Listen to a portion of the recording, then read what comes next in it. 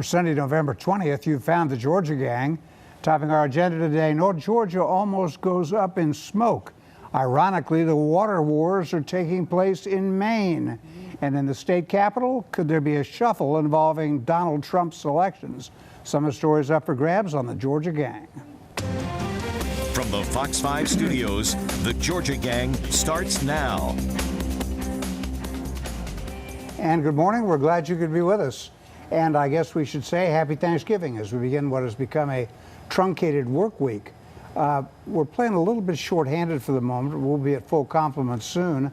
Phil, I'm going to change the order that we've talked about here a little bit, because we got to talk about these forest fires in North Georgia.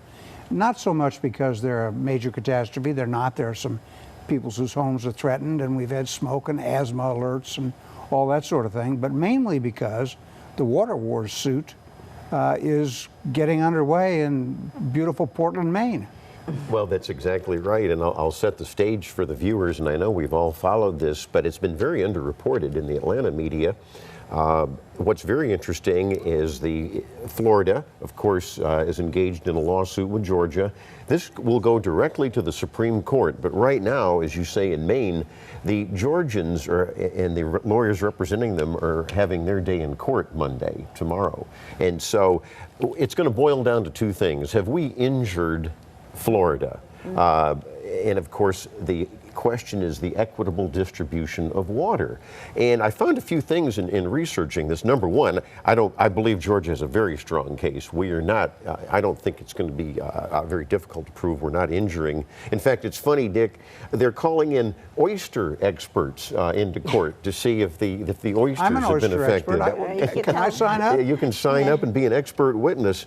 But the bottom line is, this will probably, the special master's like an appeals court. Whatever he says goes. It's kind of an arbitration, a legal arbitration. So he'll go to the U.S. Supreme Court probably in February or March. And I found an interesting factoid I want you to think about, and the viewers too.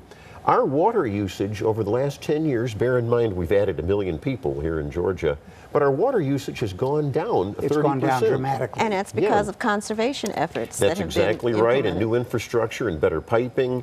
And so we have good management. And real conservation, people do take it seriously. Now the governor has ordered... I was surprised at that, though. The governor has ordered even more conservation efforts. Restrictions on outside If you're on the use. even side of the street, you water certain 2 days, and on the odd side, you water another 2 days, but only 2 days. Right. But be careful of the nosy neighbor who might But also no turn car you in. washes and no pressure washing houses, so that can impact some businesses a little bit. But again, the people in Georgia seem to be used to that now, and seem to, as Phil points out, our water usage has declined. People are being much more careful. On the other hand, Phil, it's our water. Well, actually it is, and that's one of the arguments. And we have experts coming in saying that we are good stewards of our water, and we have an equitable distribution. That's what the whole thing is about. That's what the Supreme Court's going to decide. Is this an equitable distribution of our water? And is this a states' rights issue or not? Yes, and one more thing, before we But it's the proof of injury that's really going to hinge on that. I wish, this is the second big drought in the last, 10 years. I wish we'd built more reservoirs. I've said this before. But we are. Now, I want to correct you partially on that. I mean, I got a call from... I will be happy to stand corrected. Okay, I got a call from the Paulding County Commission Chairman to tell Dick Williams we just built one in Paulding County. There's several others that are now under construction. They're expensive, they take time, but we are slowly, Dick, you'll be happy to hear we're slowly doing this. But there was this. a statewide plan under Roy Barnes to do that, to put reservoirs in selected locations throughout the state, and that went away when he lost his re-election bid. It went away, but now it's been resurrected. It's Right. been resurrected now over the last 4 or 5 years. All right, let's turn to politics, as if we haven't had enough. Actually, I haven't had enough. I find this transition just fascinating. As we tape, for example, Donald Trump may have named 3 cabinet members, but I'm not even going to speculate, because I think Donald Trump is a master of the feint. Yes. I think he, I agree. There was a headline Thursday night that Mitt Romney might be Secretary of State. That is so unlikely that it makes you wonder if somebody's just not making it up as they go along. Well, he's meeting with a lot of people. I think he truly wants to try to bring all people to the table. He met with Chuck Schumer, of course, everybody the that he Democrat meets leader. with, they suggest that's the Secretary of State. Nikki Haley was the Secretary of State on Wednesday, remember? Yeah, you're right. And That's that's right. media-driven. The media's got nothing better to do than watch to see who's coming up that elevator in Trump Tower. Although the man of the hour in Georgia, as we tape, is Congressman Tom Price. And Who you may did wanna go talk up the about that. elevator. Well, that's where I'm Right. going. He did go up the Well, I'm elevator. going to make the point that it is so fluid that a week ago we talked about David Perdue, Georgia's junior senator, perhaps Right. being Secretary of Commerce. Now, he may still be, but we haven't heard his name. And in he the last hasn't been up the elevator week yet. to 10 The days. No, he hasn't been escalator. up he hasn't been up to Trump Tower yet that we know of. But here's Right. what we said last week, and it's true. He's a businessman. He's got a short list for all these positions. He's interviewing them. And even David Axelrod, who, of course, the Democratic consultant, says, you know, this is nothing unusual here. It's actually a good system, and let it work Well, it its took course. President Obama 3 weeks to make his first appointment. Yeah.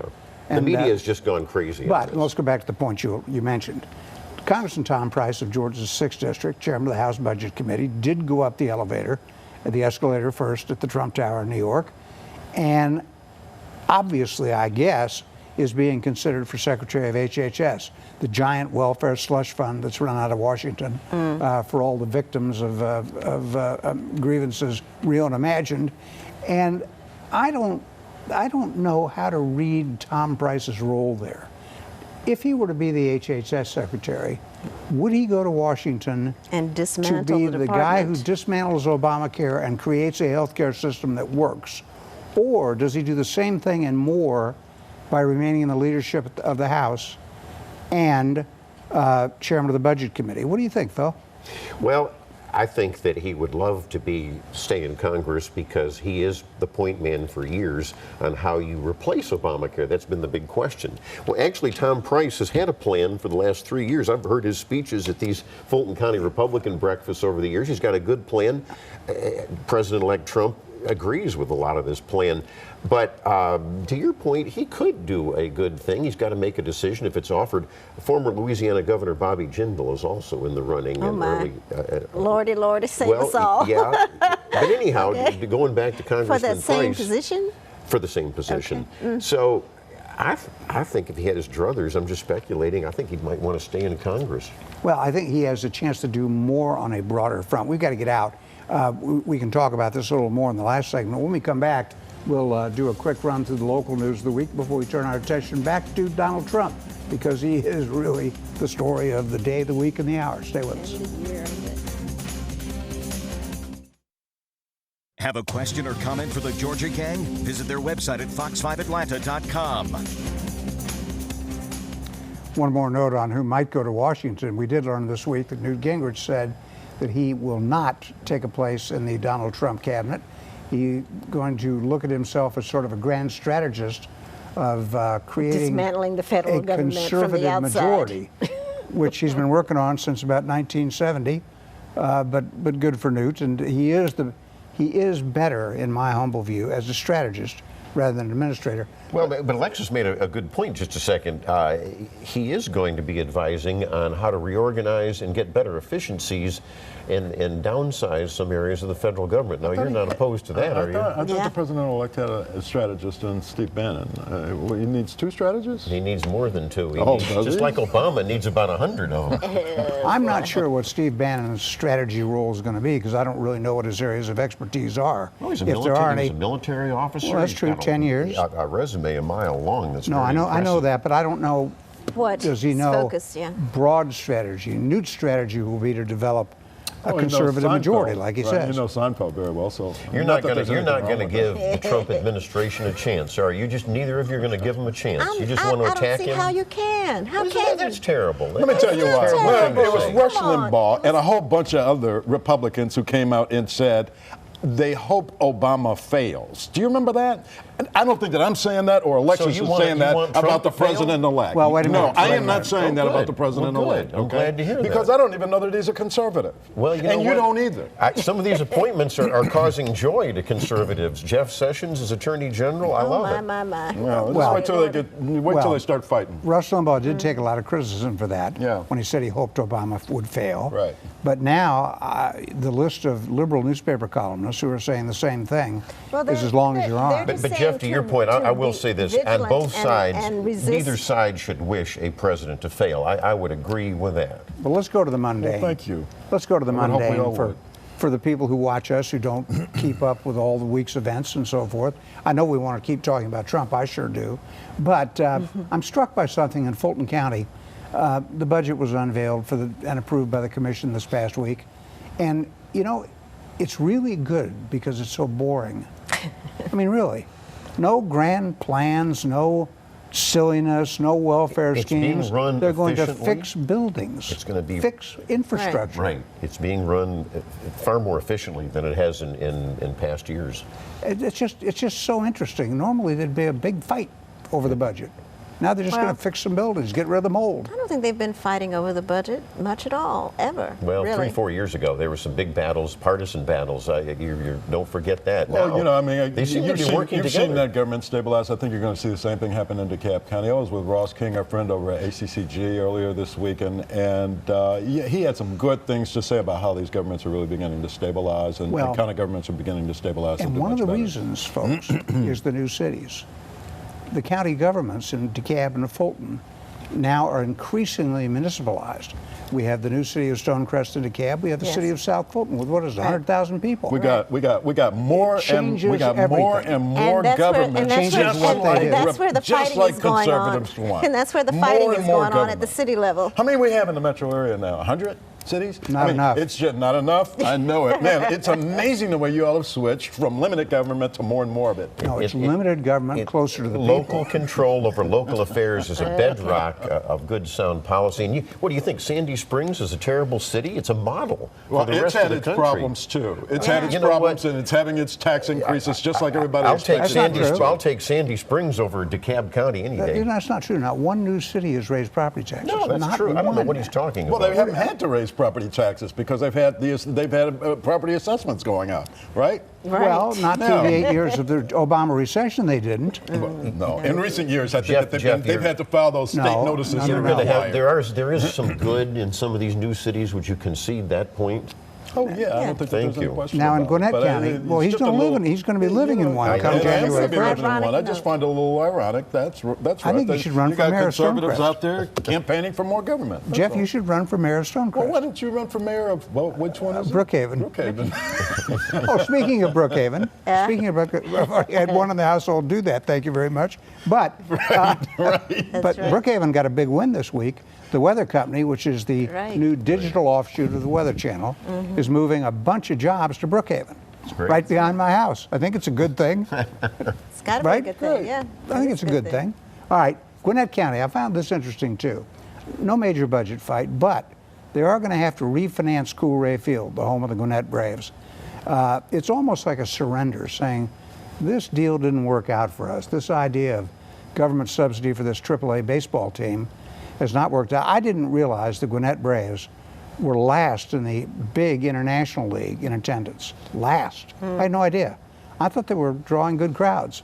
I guess I was dead wrong. If you build it, they didn't come in this. There you go. Instant. There you go. I mean, but that is just another example of how the Braves have really become a real estate company, and they're going around and swindling these local governments. Many of them just not in a position to really negotiate with a company as sophisticated as the Braves ownership, into these kinds of deals, and it doesn't work out for taxpayers and the local municipalities, and it might be the same thing for Cobb County. The last topic here, Kasim Reed, the city of Atlanta.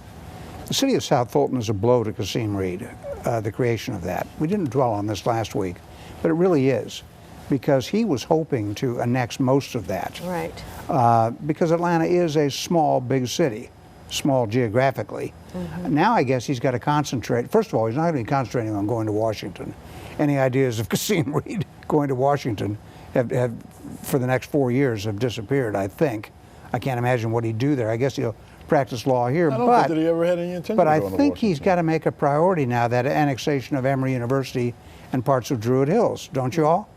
Well, that's Emory's priority. That's something Right. that's being pushed by Emory University and the CDC and those over there to be a part of what is a very successful city of Atlanta. I don't think that that idea emanated from City Hall. Oh, no. I don't either, but I'm saying I think Kasim Reed has got to make that a And priority. I don't think that the idea of a lot of these communities annexing into the city of Atlanta and South Fulton Right. came from City Hall. These came from citizens who said, we want to be a part of this city. Now, in the case of Emory, of course, they're looking at transit, and they're looking at a $3 billion investment in transit. That's and the big issue. ability Right. That's to right. be able to move light rail or some kind of rail into that landlocked area. It's very, very difficult to get in there. We got to get out. I still think it's going to be a priority for Kasim Reed. All right, when we come back, we'll turn back to Donald Trump and raw politics. Phil's going to explain something to us that I've been wondering about, and that's exactly what happened on Election Day in Cobb County. You don't want to miss that. Stay with us. Have a question or comment for the Georgia Gang? Visit their website at fox5atlanta.com. And we're going to turn back to politics with a dollop of local, but I just want to say at the outset of the political segment that what I said last week holds, and I think I can explain the election in a nutshell. Uh-oh. The median income of Americans Oh. was lower on Tuesday Election Day than it was in 1990. Therefore, we had a revolt of the middle class. It wasn't about race, it wasn't about some of that and everything, but it was a revolt of the middle class, and it was over deteriorating economic conditions because economic growth under Barack Obama was just pitiful. And so you elect somebody who's making ties and shirts in China. And Yeah, buying but steel just- from China. Let me But throw beyond out- that, let me think about that beyond median that, income, and folks. promising to bring Median back income jobs that are affects your never coming kids. back. Let me throw it was out also some in voting technology. patterns. I'll bet you one thing. Median income since 1990 has risen in China, thanks to folks like Donald Trump who have sent jobs over there. Let me give about that? some voter patterns that kind of go to your point. Thank you. And in Georgia, it's very interesting. You don't read this in the Atlanta Journal-Constitution, but you had counties that Barack Obama carried, that Michelle Nunn carried just 2 years ago, who was the Democratic yeah, candidate. and that was a Let me phenomenon finish. across the country. Well, let me finish. Right. Right. So these counties in Georgia flipped from the Democratic column to the Republican column. So there are Trump Democrats. But- and I'm Lots glad of you them. recognize But that. You beyond can't deny it. There I are mean, you Trump gotta- Democrats. But beyond that, those are the people who are upset with the system. Well, and they no, want it's to Dick's buck point. the They're system. Yes. mad that they're being screwed over Yes. by the elites of The both median parties. income is down. That's not the way America It's not operates. supposed to be that And way. that's why You're the right. rural You're vote in supposed to have- Georgia trumped the urban vote. If you look at Now, those what vote happened in patterns. Cobb County, though? You said you looked into it. I did. I looked at it as disaffected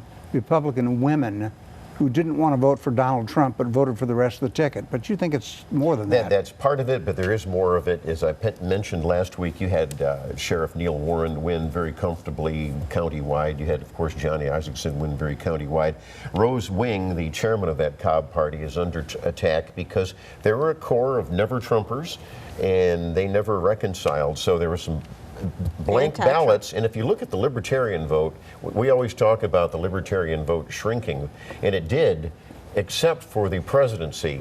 And the Libertarians tripled their vote in Georgia, which never happens. A lot of it came out of Cobb County. Enough. You know, the demographics have to be a factor there. It was 75% white in 2000. It was two-thirds white, about 64% you're right. white in 2015. So that was a factor. And then you Not look at some of much, the though. down ballot. Not You look at much some in of the Cobb. down ballot Not much races, in Cobb. and where you'd have a 20-25 point spread in 12. Yeah. Those narrowed considerably Considerably. Yeah, but in 16. But I want to ask Phil this: was the Libertarian vote enough to have caused Hillary Clinton to win Cobb County? No. Yes, and actually, Mathematically, yes. was it? Mathematically, yes. I did check on that. There was, and the blank ballots, though, are a question mark, Right. Alexis. I will concede that to you. I think a lot of people didn't vote the presidency, especially if they were aligned as activists or Right. participants in the Republican Party. And it wasn't, it was a strange mix Yeah. in And- Cobb and- and and Gwinnett. that's- Now, to your point, Gwinnett, really, the demographic changes. The even more. In Henry Right. County. And Henry There was also. Exactly right. We have to report from last week that in Gwinnett, the Republican representative Joyce Chandler barely won. You know, we thought she had lost to a Democrat, and so we have to change that report. The absentee ballots came in, and she held her seat in Gwinnett County. Okay, now, I just want to wrap this up. Under President Obama for 8 years or 7.5 years, the Democratic Party has been essentially devastated. Do you realize that only 4 states have a Democratic governor and Democrats in control of both houses of their general assemblies, their legislatures? Only 4 states. There's a tie in Connecticut. But only 4 states now have Democratic control from top to bottom. That wasn't the case 8 years ago. The majorities in the House and the Senate have been lost Have dwindled. over and over again with they're President Right. small. Obama. They're small. But They're smaller. There's no in the question early about it. part of this century, the same thing happened to the Republicans.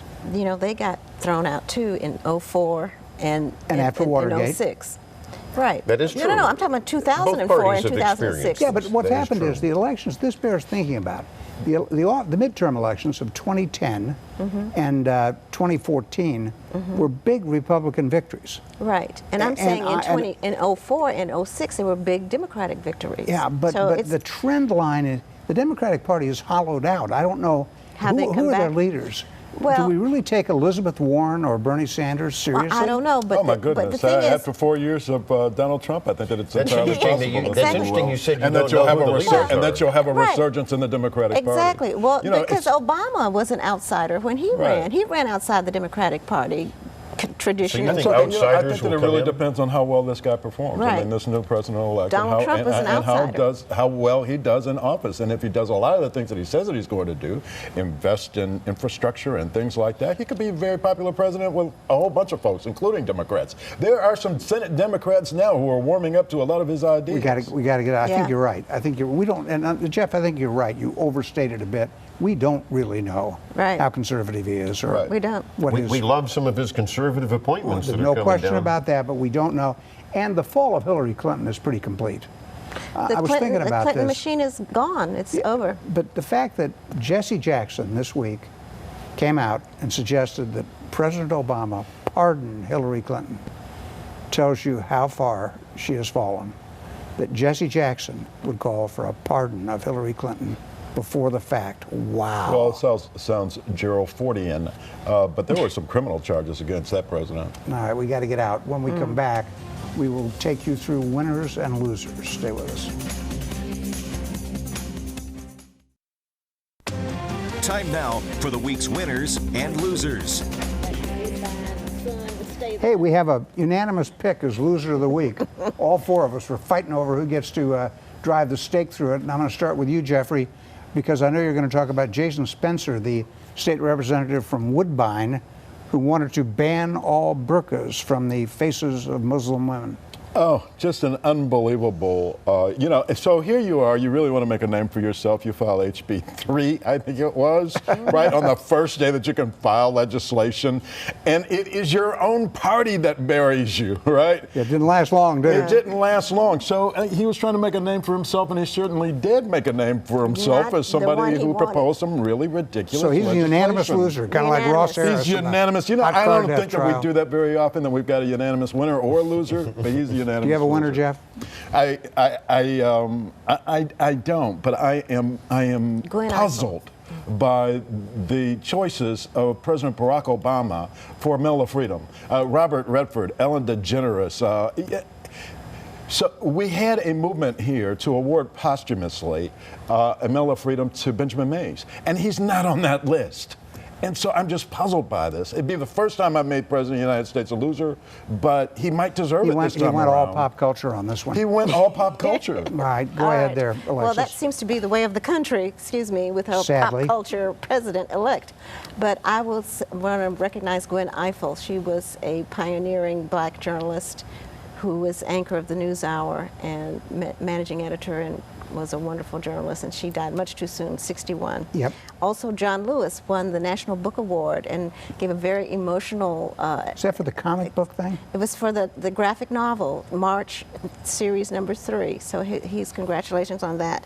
And then who else do I want to say? Oh, that's it, just a loser. All right, go to Phil. You know, I think we all agree on the fact that community investment districts, community improvement districts, CIDs, have been winners. There's 25 of them in Georgia. Went to an event the other night. You would appreciate this. John Williams, the legendary developer, thought of the CID. The Cumberland one was the first, and then he was there presenting the first John Williams Leadership Award to CIDs to two names we all know, Roy Barnes and Johnny Isaacson. They did a bipartisan effort to get that through the legislature, and it's a great economic development tool. I'll tell you, the perimeter CID is a powerhouse. Yeah, loser? You know, I don't. Okay, I'll do it. The winner is the big tree, though. They're going to do today in Lenox. It's the start of the Christmas season. All right, I think I'm running out of time here. I'll make Roddy White, the former Falcon, my loser. He gets caught speeding 90 miles an hour late at night on I-20, and he's angry because the policeman who approached his car loosened his holster guard. I think the policeman showed great prudence and judgment, and Roddy White shouldn't be driving 90 miles an hour in the middle of the night. So he's my loser, and that leads to the Falcons. It's a bye week. Nothing on Fox, nothing on CBS. Sorry about all that. But they need a bye week after that awful loss to the Eagles. We'll see you next week, Thanksgiving week. Enjoy your turkey and leftovers, everyone. The opinions expressed in this broadcast are those of the panelists appearing in this program.